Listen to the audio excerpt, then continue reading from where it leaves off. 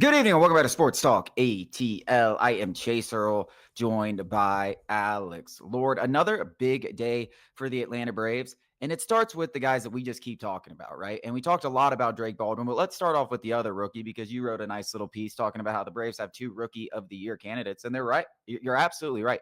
I mean, AJ Smith-Shawver over these last four starts, I mean, he's got me giddy. I mean, we knew that the potential was there for him to potentially be a frontline starter, but now we're starting to see it. I mean, a 1.08 ERA. He's averaging over 9 strikeouts per 9. He's not walking guys. He's attacking guys with his fastball. His fastball's sitting at 98. His changeup has gotten to be an unbelievable secondary offering. And it's like, do we have the next Spencer Strider, Spencer Schwellenbach? I mean, those guys are still in our rotation, but it seems like every year the Braves have an arm where it's like, oh, out of nowhere, ace. He looks like that right now. Yeah, the poise is, I think, more.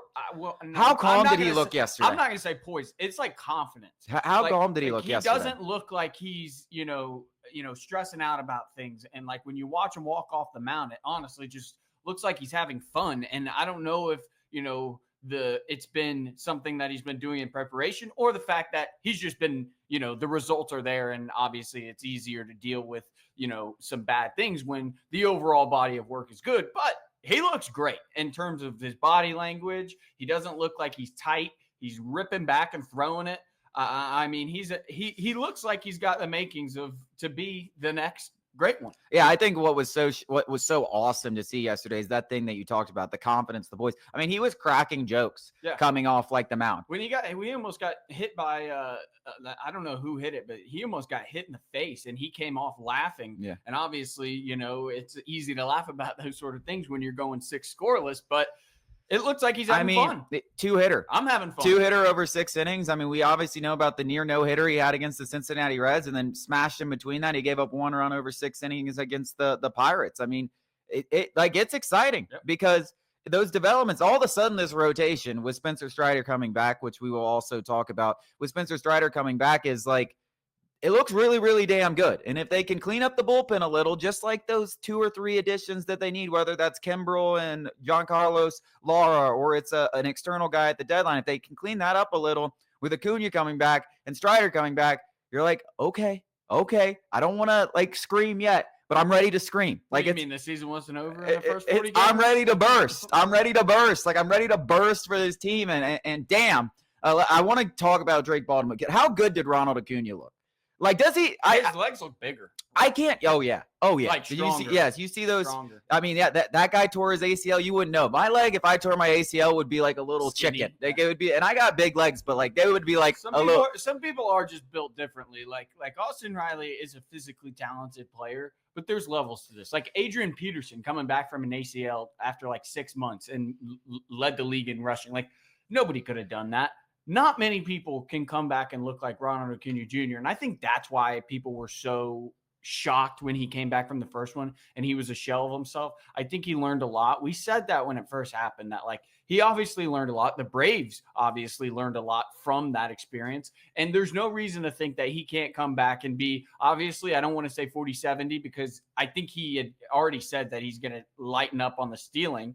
But to say that he's going to lose any of his power, I think would be, overblown, like over dramatic. Yeah, I mean, I obviously don't have the memory of a guy of what happened in his rehab assignment in 2022. I don't remember at all what happened, but I do remember what I saw in 2022 when it seemed like he didn't trust that leg and there wasn't a lot of drive and it was very, very evident. And then I'm watching him here, It seems like Ronald Acuña. It looks the same. It seems like 2023. I mean, it's like effortless power, and the ball is coming off a bat at a different rate. I mean, it's 107 mile per hour fastball.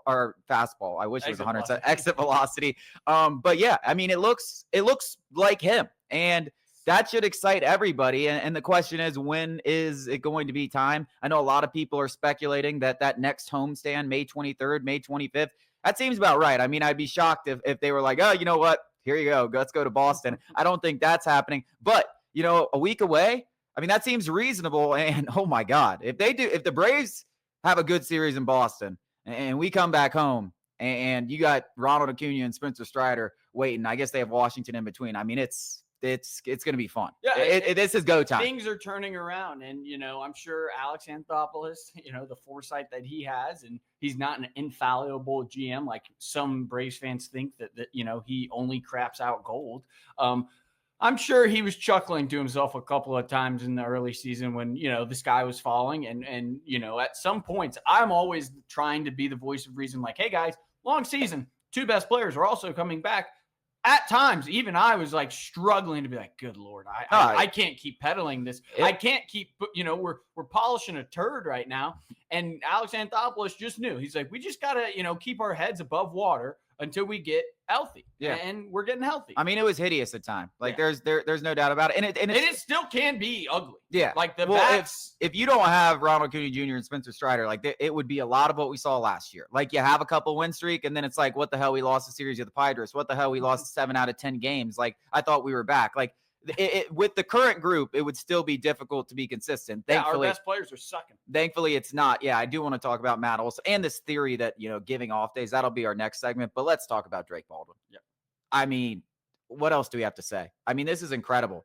I mean, he is literally hitting 500 over his last 21 games, 25 hits and 52 at bats. And frankly, he's got like 1,000 OPS. But that first 6 games where he hit 0.91, and I know we keep saying it, but he was hitting the hell out of the ball. Yeah, I mean, he was absolutely I mean, we were a week away, a few feet away from that first week being one of the best weeks we've ever seen from a debut, like a Jeff Francoeur like debut from back in the day. And then, it's like, oh, it doesn't matter. Oh, it doesn't matter that I'm not hitting. I'm up to a 1,000 OPS. He has a 1,400 OPS, 3 hits again last night. I really do like Sean Murphy. I really do. And he's so good defensively. And I keep saying this. And that's why he's going to keep getting reps because this pitching staff excels with him behind the plate. Mm-hmm. But Drake Baldwin is it's got me slobbering when I'm watching the television. I'm drooling. Every time he comes up to the plate, I'm just like, oh my God. He's so good. We said it yesterday and it's he's not going to be a star because he already is a star. And I see some people, very respected names, and I can respect their opinions of, pitchers, they're going to figure them out. And it's how you respond. It's a game of moves. And they might be right.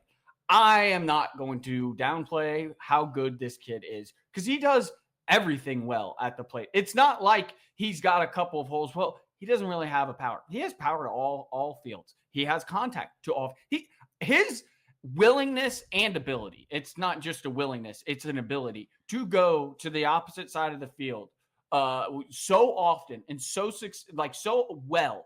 It blows my mind. I think that is what's so, he's so advanced in that way. And then he doesn't strike out. He takes his walks. He is good on the base path. And the big reason why he is better than William Contreras at this part in their respective careers, obviously William Contreras has been doing it longer, is he is good behind the plate. It's not like he's serviceable. He is good behind the plate. Now, he's not Sean Murphy, but William Contreras literally couldn't catch games. I mean, because the Braves pitchers were like, I don't trust that guy back there. And that's a big factor in a lot of pitchers where Sean Murphy's back there and it just looks like a brick wall. They're like, I can literally throw anything and Sean Murphy will stop it. And while Drake Baldwin doesn't have that kind of size, we saw the arm yesterday. Yeah. Threw out a guy. Well, the pop time, I remember they talked about it in spring training, was right there with Sean Murphy's. It was the exact same, which is one of the best in all of baseball. And I know there's a lot more defensively than just pop time, but there's no question about the arm. He is good defensively. He's not Sean Murphy defensively, but the fact that Chris Sale is willing to basically pitch with him every single time out there tells you all you really need to know. Like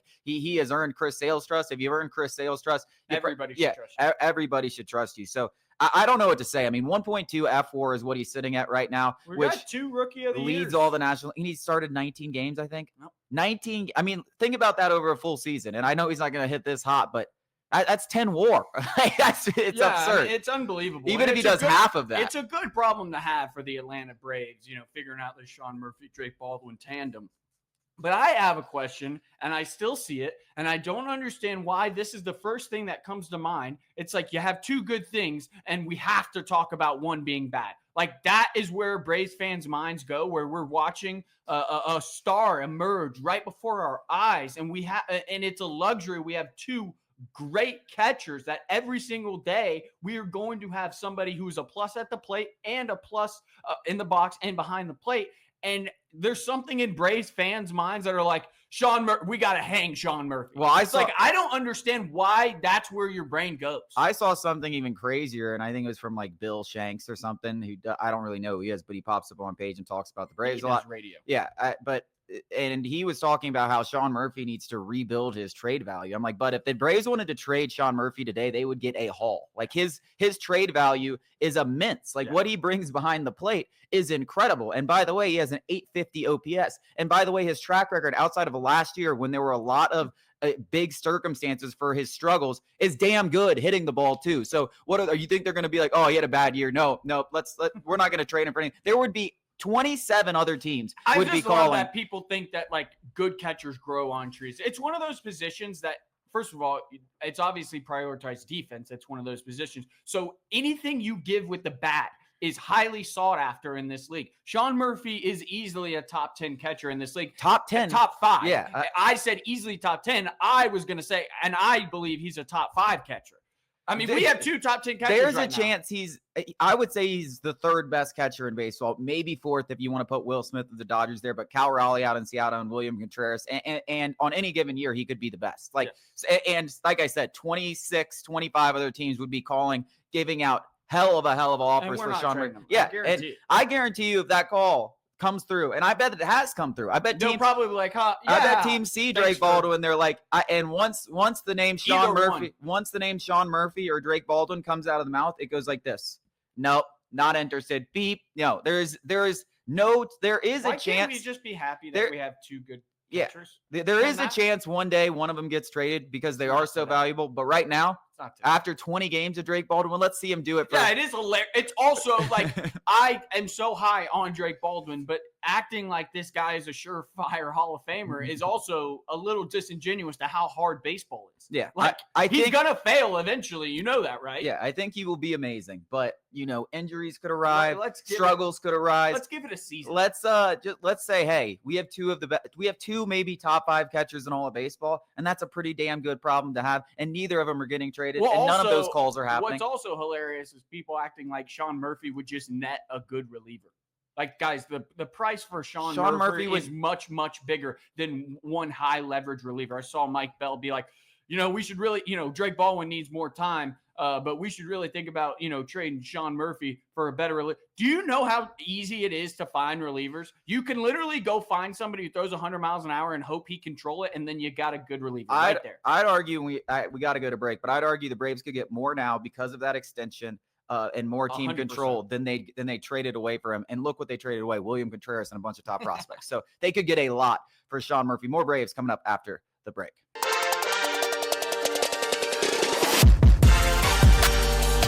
A conversation that I have heard, I've been in the car a lot recently compared to usual. I'm not a car guy, but I have been in the car, and a conversation I've heard on the radio several different times is Matt Olson needs a day off. Matt Olson needs a day off. And Matt Olson's struggling. There's no doubt about it. Like, even the days of him hitting balls hard have kind of gone by the wayside. Like, he is in one of those patented Matt Olson slumps. He's always been a streaky hitter that when he's super hot, it's like, dude, this guy is unbelievable. 5 home runs in a week. Yeah. And when it's bad, it's like, okay, that swing's way too long. 30 strikeouts in a week. But this is not really as much about Matt Olson, but it's the conversation around, dude, we just need to give him a day off and everything's going to be better. Where does that come from? I really have no idea what the hell people think when they say that. It's like, yeah, like, if he just sat on the bench for 9 innings and watched the team play, maybe magically his swing tomorrow would be fixed.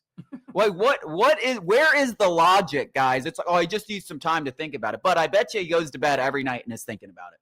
Like, I bet you nobody wants to do better than Matt Olson every single night. And I bet it's on his mind 24/7. He does not need to be sitting there. Oh man, let me look at the iPad. It's a lack of caring. But that's my favorite one. This same conversation happens every single time a guy goes on like a pretty big slump. It's like, oh, he just needs a day off. He just needs a day off. Like, what is that conversation? Like, that is that's the magic fix. If that was the magic fix, managers there'd be a lot of good baseball being played all the time. All you need to do is rest your guy for 9 innings, and next thing you know, he's Barry Bonds again. Like, what are we talking about? It is the dumbest, most mind-numbing conversation that comes up from everybody every time a guy goes into a slump.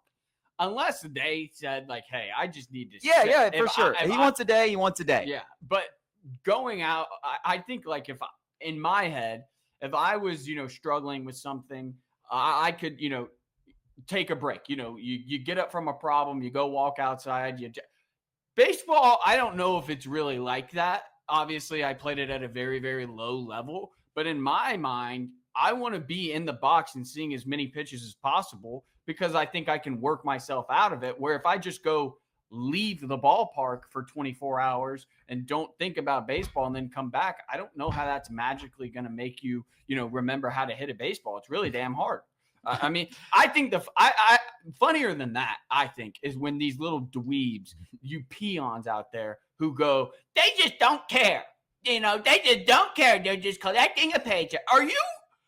I mean, actually ask yourself if you believe they don't care. They're not making $40,000 at a desk job where they actually don't care. They have been doing this their entire life. This is their passion. They are the elite of the elite. They do not want to let their teammates, their organization, and most importantly, the fans down. Why would on earth? I mean, there's a couple of cases. Vic Beasley. I was going to say there's a couple of cases. It was just kept popping up in my head. But Matt Olson or Austin Riley or all these guys who are stressing themselves out probably to no end are not the ones you have to worry about not caring. We're like, oh, Snicker just doesn't care. You think that these guys don't care? Do you know how stupid you sound? Well, here's a perfect example why Matt Olson is exactly not He's that a hometown kid. You don't think he wants to put on for his hometown team? But even more so, like Vic Beasley was, there was this famous story where Vic Beasley got stuck in the elevator before a Titans game and like it finally started working. He was like, damn, I was just hoping to chill and collect. Like that's crazy. He just, CNC. He had a name for it. But he legitimately didn't want to play. Matt Olson has started every single game of his Atlanta Braves career. Like if this guy didn't care, he'd be like, give me a whole week off. Give me 2 weeks off. I'm blanking on the Angels guy. Oh, Anthony Rendon. That Angels fans have an actual, reason. But he doesn't play. He literally came out and was like, yeah, I mean, baseball is really just a job. And that is not how the Braves players think about it. He doesn't. This is their life. But the difference is exactly, he doesn't play. Yeah. Like he literally is like, oh, I'm going to get injured. I'm not playing. I'm just because guess what? All of these contracts are fully guaranteed. None of these guys have to be out there on the field. So the fact that Matt Olson has been on the field every single game of his Braves career should tell you everything you know about Matt Olson caring. Because if he didn't care, he would have told Snicker a while ago, I need an off day. You know what? Every week, oh, dude, Sundays are tough. I had a few too many beers on Saturday. I need an off day. Like, there are guys out there like that. Matt Olson, who plays every single day, is not that guy. He's not that guy. You're not that guy, pal. I'm not going to. Yeah, you're not that guy, pal. I got you, Matty-O. We got a lot more to talk about after the break.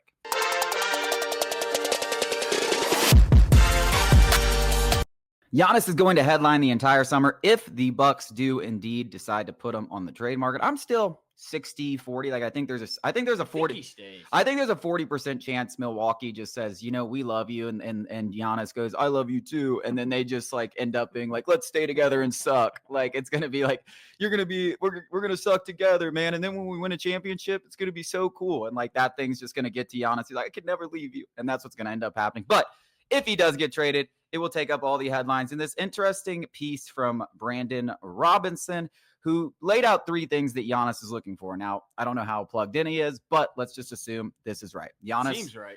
Yeah, from everything that we've heard, everything else, it seems relatively on track, right? He wants to stay in the Eastern Conference. Hawks fans? Makes sense. Where are we?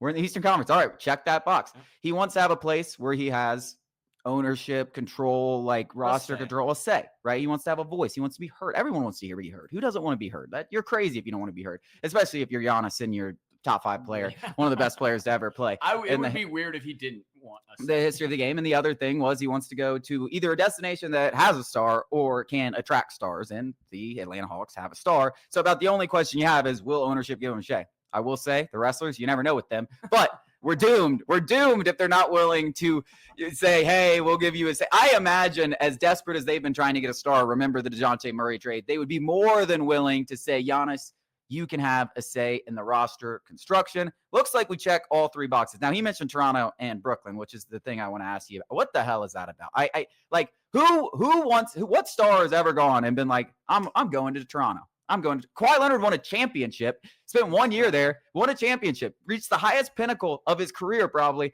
and said, I'm out. I'm out. And then the Nets, I understand they can attract some stars. They do have some picks that they could make a good trade package. And I think Giannis has been connected to Brooklyn. He has a house out there or something like that. So that makes a little bit of sense. Toronto, you can miss me with that. You can miss me with that for sure. There's no way he gets traded to the Toronto Raptors. I don't see that in a million years. I don't know why Atlanta gets such a bad rap. Like, we just don't even get mentioned. That's what I'm saying. Is like, is it that bad? Like, Atlanta's fun. I mean, I'm biased. I live here, but like, Atlanta is fun. I mean, it's not one of those cities where it's not Milwaukee. Like, Milwaukee actually sucks. And you know, no disrespect if you're listening from Milwaukee, but I imagine it's not on the highest places of like, oh yeah, I want to go to Milwaukee. Who said that? You know, I don't go to a vacation in Cleveland. You don't go to vacation in Milwaukee. And like, I know we're not Brooklyn by any means, and Toronto is a hub for sure. But like, if you want to get taxed out of your money, if you want half of your money, we're not Milwaukee. Like, I don't know why we get this rap, and I think the control thing is such a joke. I mean, if you can have the rights to Magic City. You know, you can have. We will rename. Tony Wrestler will buy an entire, you know, section of houses just for you and your wife, and maybe Thanos or whatever his name is, your brother, your whole family can come and live. You know, Tony Wrestler will do like that is one thing where it's like you don't have to worry about that. Like, we are so desperate, we will do more than we probably should in terms of if you want control. And you know, I don't really like anywhere you look up odds wise. If he doesn't play in the Bucks, like the Lakers are higher than us, and the Lakers don't have anything to trade. Like not that they aren't, you know, desirable in every other way, but they literally couldn't facilitate a trade unless Adam Silver was like, "Hey, you have to trade them." Like, no, I mean, why are we not? We are not even close to being mentioned at all. And it's not like Toronto has, you know, they have Scotty Barnes. What else would the Bucks really want from them? They would want nothing. Maybe some picks and stuff like that. And some picks. And then why would Giannis want to go to a place where you just traded your best player? Like he wants to play with a star. Okay, Scotty Barnes has the potential to kind of be a star. Maybe he is a star wherever you feel on Scotty Barnes. But now he's somewhere else. Now he's in Milwaukee. So they don't make any sense to me. And I agree. It doesn't make any sense because we keep talking about this trade package. And I wanted to look up what exactly the Hawks could send in first-round picks. Obviously, they have two. They don't own their first-round pick since 2029. But they can offer the 2029 first-round pick and the 2031 and do pick swaps, all of those. And by the time, you know, you're talking about those years, it'll be 35. You know, Giannis probably won't be on the Hawks anymore. You know, Trae Young might not be on the Hawks. You could be looking at, if you give unprotected draft picks that late, could be a huge deal for you 4 or 5 years down the road. So, I'm with you. I don't get it. I mean, in terms of everything that he wants, all those boxes are checked. In terms of what the Hawks can offer, just as good as any team in the Eastern Conference. Like, if they trade them to the East, they're as good as anybody can offer in the Eastern Conference. I don't get how we're not being mentioned. And we're also one of the targets. I forget his name. We're trying to hire his agent to be the president of basketball operations, and we can't even get a lick of a mention. We can't even get like the Hawks action. We're not mentioned in anything. Gambling odds, insider nothing. We're trying to hire the guy's agent to run our organization. Why are we not being mentioned? Which is also another thing, which is crazy. I don't know. You want to talk about having a say? I don't know this guy's qualifications or anything. I'm sure he's a suave businessman. You obviously don't represent one of the biggest stars in this league without being a very, very intelligent human being. But also, like, we're hiring sports agents. Well, Rob Pelinka did a damn good job. Bob Myers was a sports agent, and Rob Pelinka. So they're like sports. It's not in the NBA. There's been some very successful, and also like I think Bob Myers is probably the exception. I think the Hawks are, I think they're very confident in what they have in Anzi Salah. Like, it's not like they don't have a guy doing something, and whoever they hire with the president of basketball operations, and it's like a Masai Ujiri, who they've obviously been connected to, or Bob Myers. I think you're looking at. Who do we think we are? I don't know. But the Atlanta Hawks. I mean, we are. I said it on Twitter, and it didn't get the traction it deserved. But we are the drunk guy at the bar going up to tens, thinking we actually have a shot. Well, that's what we are right now, talking about Giannis. If we're being honest. Okay, but Toronto. I mean, they won a championship, and they do have some story. But like, Toronto? You know what? Are we that low on the totem pole? Ujiri is going to be the next Hawks president of basketball operations, and Giannis is coming to the Hawks. You heard it here first. That is breaking news. That is not breaking. That is not breaking news. But hey, we can all dream. We're not going to stop dreaming here at Sports Talk ATL.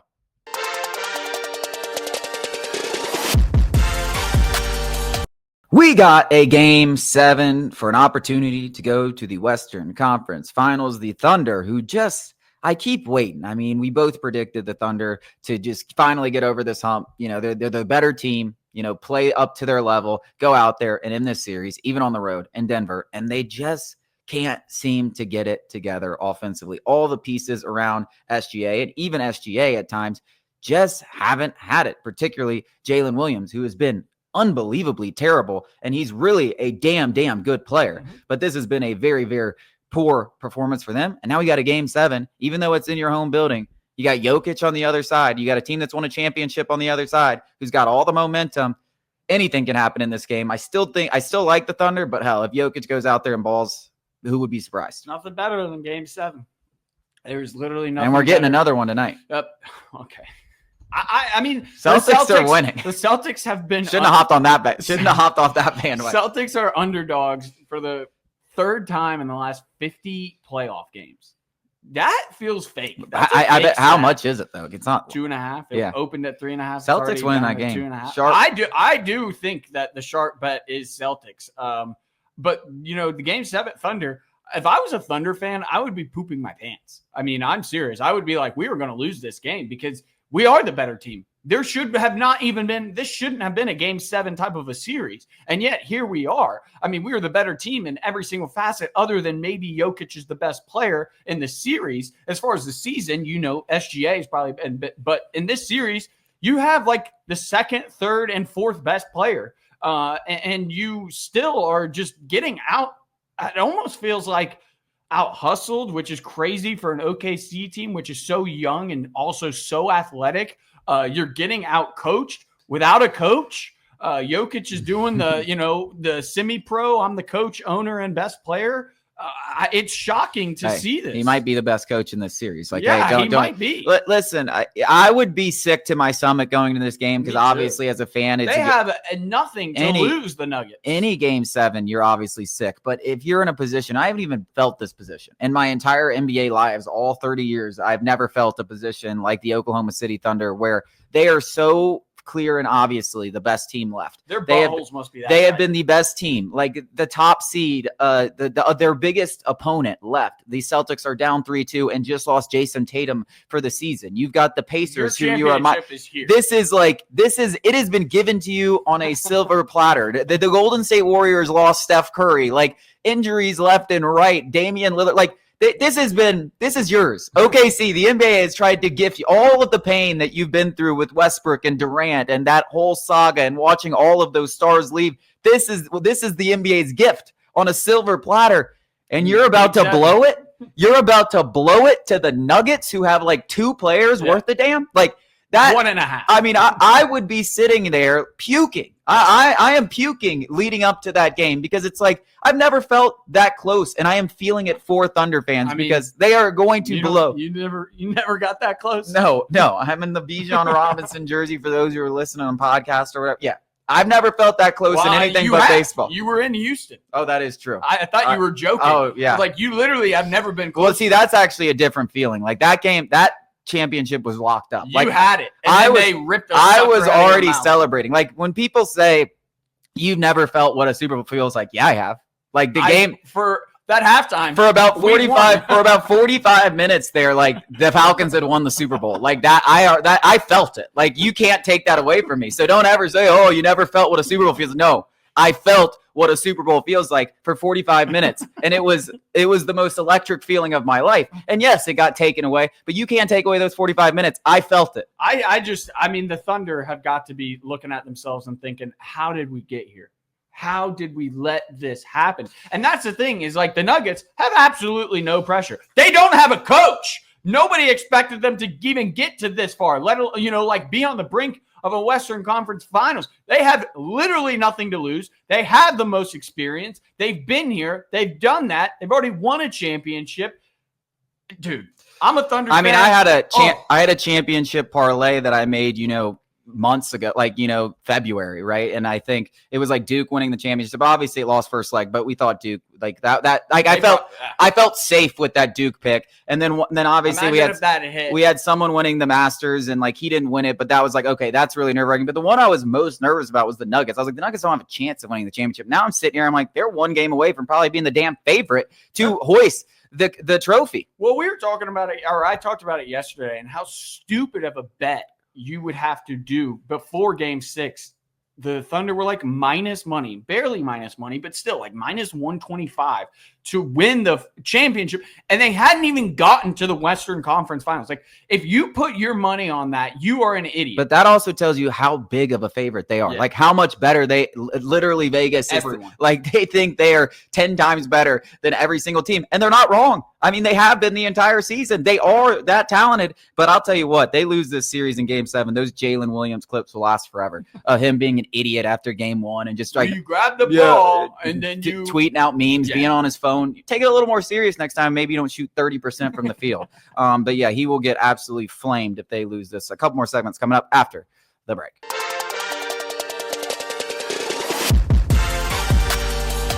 Georgia head football coach Kirby Smart had some interesting comments on the NIL landscape, and I understand them. One, he said, I don't want freshmen making more than seniors, which is totally understandable because how many 5-stars do you see? And frankly, this is a good – listen, if everyone else wants to do it, if I'm Georgia, I don't know if I get as involved in that bidding war because how many 5-stars do we see don't pan out? And it's the 3-star left tackle that's going out there and starting for you every game, and you got a 5-star left tackle making $5 million and sitting on the bench. So it's a bad use of resources as well when you go and spend that much money on the younger guys when there's a transfer portal and you go buy a proven commodity. But the other thing he said is talked about, which I think this is a very, very great point, is how some of these smaller schools, like, yeah, Georgia's going to be fine. They have a ton of money. Ohio State, all the schools, they're going to be great.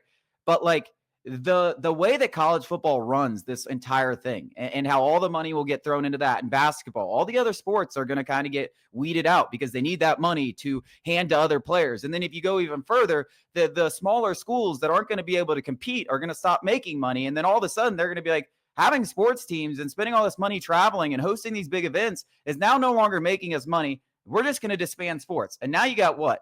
50, 60 teams in Division I football. Nobody wants that. Nobody wants that. And these are real problems that people just kind of seemingly like, oh, that'll never really happen. It could happen.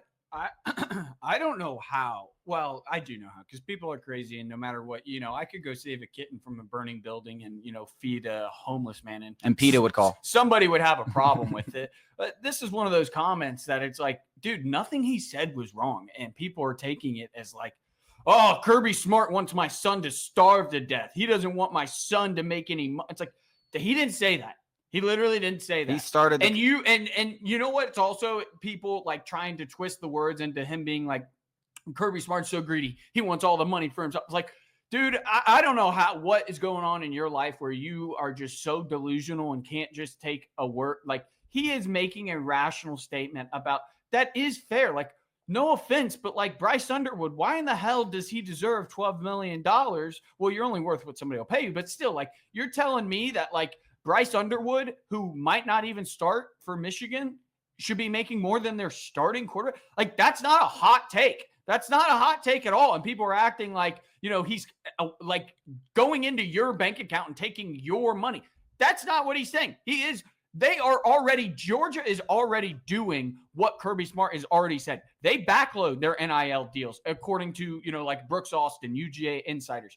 They already backload their NIL deals. So this Jared Curtis is not going to come in here and make more money than Gunnar Stockton, as a freshman, and Gunnar Stockton being the starter. And Georgia does, siphon off the funds to their football team so that other sports around Athens can get some love. Like, he's already practicing what he's preaching. So it's not coming from a place of like hypocrisy where he's, saying one thing, we should do this, while also paying, the number one quarterback in the class, $5 million. Like, they let Carson Beck go because they were like, dude, we're not paying you that much money. Like, no offense. Like, I don't understand how people can't just – Kirby's a good man, and he is probably one of the most respected people still in this sport. I don't know why we can't just put allegiances down and say, you know what? He has a point. The GOAT of this sport left because he didn't feel like he could give the game enough because of what it has become. Yeah. That should be a wake-up call. Well, I also think, he left in part to try to play a role in saving the sport, play a role in saving college football outside of it, where he like can spend some time doing that. Because obviously we talked about, CF, like kind of commissioners, all these different roles that Nick Saban is kind of be rumored. And I'm sure that's a role that now he feels like, hey, I used to be coaching kids, but now I can have a much higher impact on this entire situation before it gets ugly. And listen, we're at the point where all of this is about, roster building, school building, and the teams and the schools and the stuff that recognize it, which I think most of the top ones do, are going to be the ones that have success, because you can go out there and you can pay all the freshmen in the world $12 million and throw all this money at these guys like we see Miami doing. It doesn't mean you're going to go out there and win a ton of football games. It doesn't guarantee you championships. Like, Ohio State had a lot of money on the field last year, but let's not ignore the obvious that Ohio State has been a powerhouse long before NIL, and they will continue to be a powerhouse in the NIL era. I mean, this is not, they didn't win a championship because of NIL. They've been banging on the door for as long as I've been alive. Yeah, I mean, they've been a top 5 team every year under Ryan Day. Like they've been right there in the NIL or nothing else. So yeah, I mean, there's a right way and there's a wrong way to go about this. And then that's another thing that I'm talking about. Like Big Ten schools are like, now that we can all pay players. Hey, idiots, you've been paying players too. You think it was just Bama and Georgia and LSU? No, it's been USC. It's been Ohio State. It's been Oregon. It's been Michigan. It's been Penn State. Hey, idiot, this stuff has been. Go listen to any 10-year veteran in the NFL and be like, yeah, I was getting paid. Miami? You don't think Miami was paying players? You're a goof. I mean, USC? Yeah. Reggie Bush, Matt SMU famously got, what are we talking about? Michigan wasn't paying players. Yeah. So give me a break, bud. Y'all are absolutely delusional if you believe it. We got one more thing to discuss coming up after the break.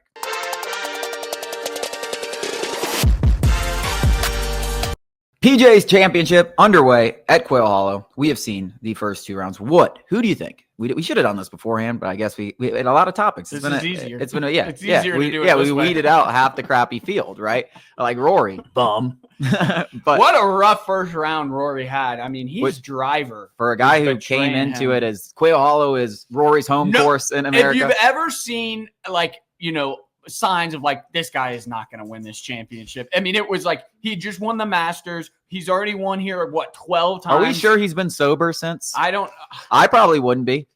Well, I know I wouldn't be. Strike me as he seems like a tight. He's Irish, bud. He is. You're telling me that guy, 40 years old, ripped to shreds, is drinking beers in the pubs with the lads? Maybe he probably went sober for 10 years during major championships. Maybe he needs to start drinking. And now he's like, you know what? Finally, I have to imagine there was at least a week-long bender. Maybe not a Brooks Koepka like bender. Dude, I think you are surely mistaken. He is such a tight butt individual. These are the kind of questions, like, you get so many people are allowed into golf events. Why hasn't one person been like, yo, did you get wasted? Yeah. That's what I want to know. Can we, did you have? Can we, rear back on the being, publicly correct or politically correct? Can we just ask the real hard-hitting questions? You don't have to say, did you get wasted? But hey, what'd you drink? Wink, wink. What'd you guys do after? Don't tell me you went home to your wife. Lame. We have a minute and a half, and we still have yet to give a single person that's going to win this event. A very odd leaderboard, but that's what makes the PGA, like the US Open, you have so many people in it, and it's like, it's why these short events, when you only have 60 people in the field, it's like, that's not a real field. Like, because look who's leading this. These guys aren't even in the signature events. They're pretty damn good at golf too. Max Homa, I mean, what an unbelievable second round. I would like it if he won. What a turnaround would that be? Yeah. But of course, I go with the same guy every single year. So DeChambeau is going to tie Bryson.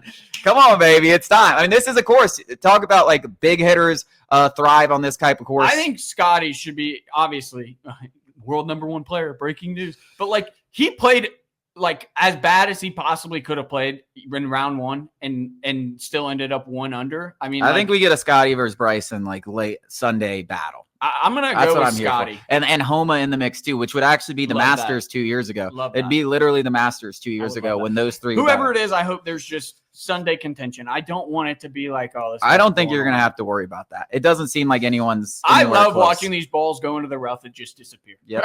Welcome to Major Championship Golf. The U.S. Open at Bethpage is going to be 10 times worse. Yeah. That wraps up our show for this evening. Thank you guys for joining us. We'll be back with you on Monday.